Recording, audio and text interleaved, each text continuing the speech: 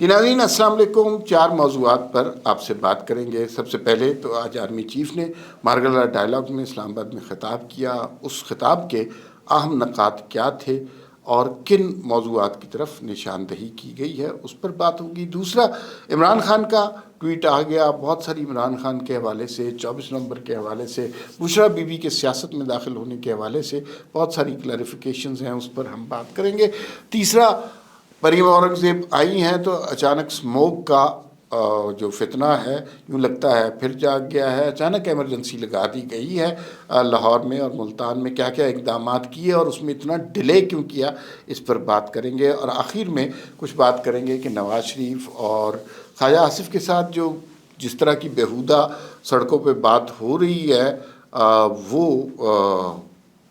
اس کا حل کیا ہے، اور اس پر ہم بات کریں گے۔ پہلے آرمی چیف کے حوالے سے بات کر لیتے ہیں۔ آرمی چیف کے جو مارگلا ڈائلاگ میں انہوں نے خطاب کیا، 1 پوائنٹ ایجنڈا لگتا تھا، اور اس میں انہوں نے سوشل میڈیا کو، ٹیکنالوجی کو ایک طرح سے بتایا کہ اس کے جو مضر اثرات بھی ہو رہے ہیں وہ بعض اوقات افراد کو، اداروں کو، قوموں کو تباہ کر دیتے، کیونکہ آج کل جو دنیا جس مسئلے سے نبرد آزما ہے وہ فیک نیوز ہے، اور جو ایک پاپولس قسم کا اوپینین کسی بھی شخص کے بارے میں کسی بھی حوالے سے بن جاتا ہے، اس کو بریک کرنا بہت زیادہ مشکل ہو گیا ہے۔ تو آرمی چیف نے آج اس کا جو گمراہ کن معلومات ہیں اس کے بارے میں بات کی۔ یہ بالکل پاکستان میں بلکہ ساری دنیا میں ایک بہت بڑا عذاب بن چکا ہے۔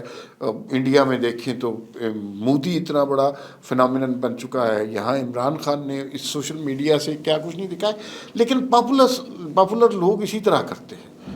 مثلا سوشل میڈیا جب نہیں تھا تب بھی ہٹلر نے اسی طرح کیا کہ یہ لوگوں کے اپنے بیانیے سے لوگوں کے ذہنوں کو مقفل کر لیتے ہیں، انہیں زومبیز بنا دیتے ہیں، ان کے اندر سوچنے سمجھنے کی صلاحیت مفقود ہو جاتی ہے، اور وہ سارے جو ہیں ایک خاص نقطۂ نظر پہ چلنا شروع ہو جاتے ہیں، ان کو وہ دوسری angle, second side of the story دیکھ ہی نہیں سکتے۔ تو یہ بڑا ظلم ہوتا ہے، اور یہی اسی کی طرف توجہ دلائی ہے آرمی چیف نے کہ سچ کو پریویل کرنا چاہیے، سچ کو جاننا چاہیے، لوگوں کو سچ تک پہنچنا چاہیے، لیکن سچ تک پہنچنے کے لیے یہاں پر اتنی رکاوٹیں حائل ہیں، اتنے سوشل میڈیا پر فیک نیوز، دشنام اور بدتمیزی چل رہی ہے کہ سمجھ نہیں آتی کہ اس کے اندر سے سچ کیسے تلاش کیا جائے، ملتا ہی نہیں ہے۔ اس لیے کہ بازار میں جو جنس سب سے زیادہ بک رہی ہے وہ کاروبار تو جھوٹ کا ہو رہا ہے۔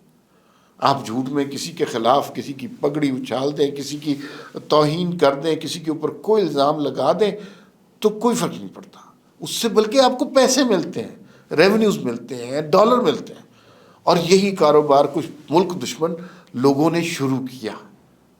اس پر آپ کو پتہ ہی ہے کہ ہمیں وہ جو ہے عادل راجہ جیسے لوگوں کا کورٹ مارشل ہوا، کیونکہ وہ ڈالر کماتے تھے فوج کے اوپر الزام لگا کے۔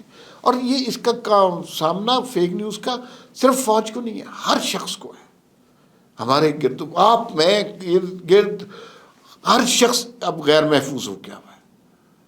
تو یہ بہت خطرناک بات ہوگی۔ اب ذرا عمران خان کے حوالے سے بات کر لیتے ہیں۔ عمران خان نے ایک تو ٹویٹ کیا، دوسرا بشریٰ بی بی نے جو ہے فیصل چودھری نے گفتگو کی۔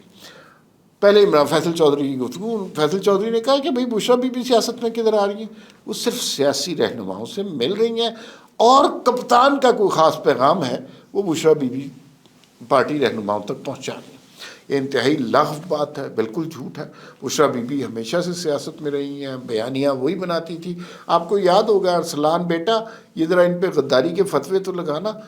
اور پھر اب انہوں نے کے پی کے گئیں، ساری سیاسی ملاقاتیں کی، عارف الوی سے ملاقاتیں کی، کے پی کے پورا ہاسٹیج کر لیا، وہ سارا کام انہوں نے چلایا۔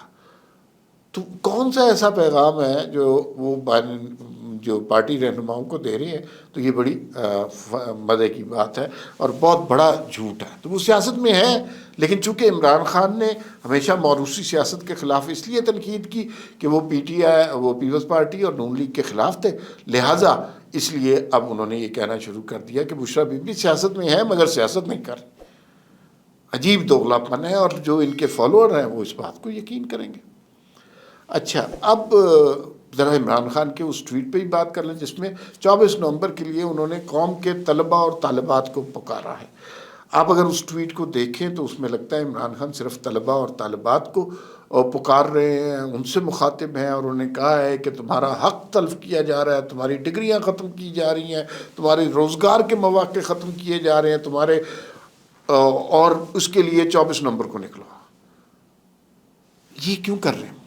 ابھی پچھلے دنوں پنجاب میں ایک فیک نیوز چلی تھی کہ کسی کالج میں کسی گارڈ نے کسی خاتون طالبہ کے ساتھ زیادتی کر دی. اس کے اوپر طلبہ نے احتجاج کیا، پورے ملک میں وہ احتجاج تیزی سے پھیل گیا. عمران خان کی انتشاری طبیعت اور فتنہ پرداز طبیعت کو یہ بات بہت پسند آئی. اب ان کے ورکر تھک چکے ہیں، ان کی پارٹی کے کارکنان ان میں انٹرسٹڈ نہیں ہیں، لوگ ان کی انتشار والی نفرت والی سیاست سے عاجز آ گئے. تو انہوں نے کہا کیوں نہ قربانی کا بکرا بنایا جائے طلباء و طالبات کو جو ینگ مائنڈز ہیں، ابھی سوچ اتنا ان کا ایکسپیرینس نہیں ہے، کچے ذہن ہیں، ان کے ذہن کو یرغمال بنایا جائے، ان سے کہیں کہ یہ آزادی کی جنگ ہے اور نکلو باہر. اور عمران خان کا تھرو آؤٹ ہر احتجاج سے مقصد کیا ہوتا ہے کہ 4-6 لوگوں کی لاشیں گریں گی تو سیاست ہوگی.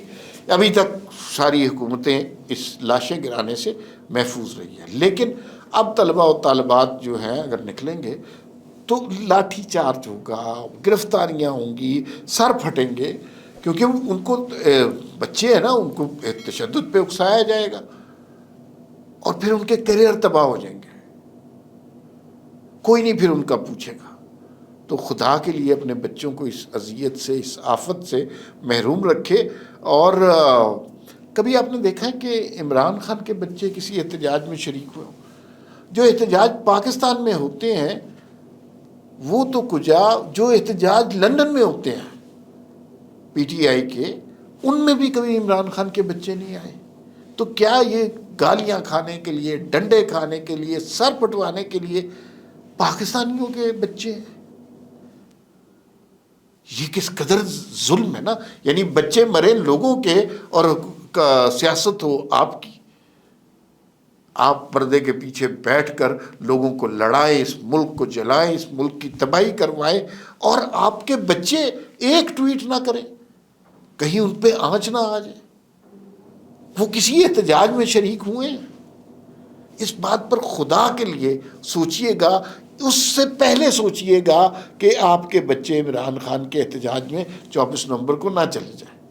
پلیز، یہ میرا آپ کو مشورہ ہے. پنجاب میں اسموک، مریم اورنگزیب آئی ہیں تو جب تک نہیں تھی اسموک کا سارا مسئلہ کارپیٹ کے نیچے، کوئی پوچھ ہی نہیں رہا، سیکٹری بھی چلے گئے ملک سے باہر.